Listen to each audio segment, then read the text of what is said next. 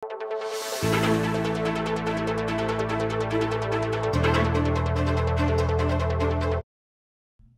5 dekada na milabas anyang mibait laring miyayaliwang gay civil rights movement kapamilatan na ning Stonewall Riot sa Bilyariki, Manhattan, New York inyang June 28, 1969. Maulagay aking kasalaysayan ng Stonewall uling ining meging udyat na ning pamag-aklas na ring miyembro na ning LGBTQI+ community at lumaban para king karelang karapatan. Kaibat na niti, ketira na inausing bulan na ning unyo antibong Pride Month at manibat kanita, banwa-banwa na rin pagmasosyal ng Pride Month karing miyayaliwang bansa noong nuko rin opisyal na mekisan metong Pilipinas inyang 1994. Keti naman king syudad San Fernando, Pampanga, banwang 2015 inyang bipasara ang Gender and Development o God Code Ordinance kapamilatan ng Councilor Rosemary Kalimlim.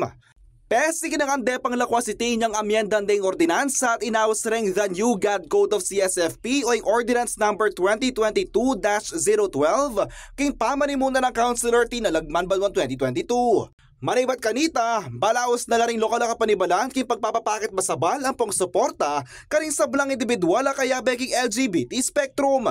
Face it talagang mamayag pagla talaga magigyala kay nanumang bagay. Naila talagang talented lot, maragul na contributory factor kay society kasi ilang biyasang mag-innovate, ilang biyasa talagang naning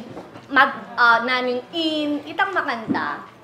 Anya naman katuklo na ning bulan ning unyo nga ning banwa, makasadya na ring mayayaliw aktibidad king syudad kapamilatan na ning LGU, ang po ning grupong Siwala para king selebrasyon na ning Pride Month magumpisa nga ning June 3.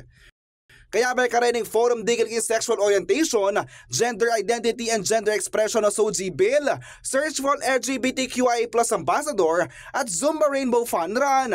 Atin muna maglaro ng lahi ang pong pampering Dea Marapat. Samantala, maragul naman kapasalamatan ring miyembro na ng Siwala CSFP uling medidina lang pamikatagon bakipakit ng karelang advokasya pong gelingan. Itapin po niya po, nandun may banggit king press ko na since 2015, natin tanang makanining celebration niya po, maging piyaka-sponsor niya po, piyaka kumbaga bala mo, isasaw ping LGU.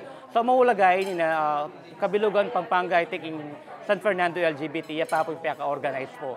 So maulagala rin, hindi advocacy nga rin, para ba ababaro da rin tao, ababaro da rin member ng LGBT, at itama kanining activity, at itama kanining advocacy, para itang kakatamong object, itang equality na po, maging equal pati-pati tamong Fernandino. Agpakintato sa ng LGU, mabot na laking 1,200 ding miyembro na ng Siwala king syudad San Fernando. Yakapin kaya kayong talasuyo, JM De Jesus, ating pusong makabalen.